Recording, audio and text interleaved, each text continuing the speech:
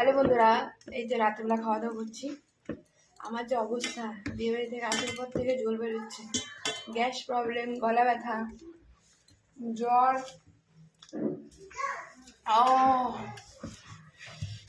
মানে যত আনন্দ বাড়িতে এসে বের হলো। যতই বিয়ে বাড়িতে আনন্দ মজা করো না কেন, বাড়িতে এসে সেই আসল বের হয়ে যায়। পেটের ব্যথা, গ্যাস স্টার্ট হয়ে গেছে আমার, আর শরীর অসুস্থ, গলা ব্যথা।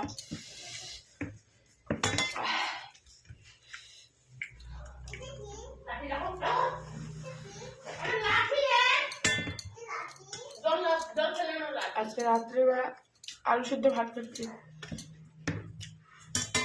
কারণ দুপুরবেলা অনেক তেল মশলা খাইছি।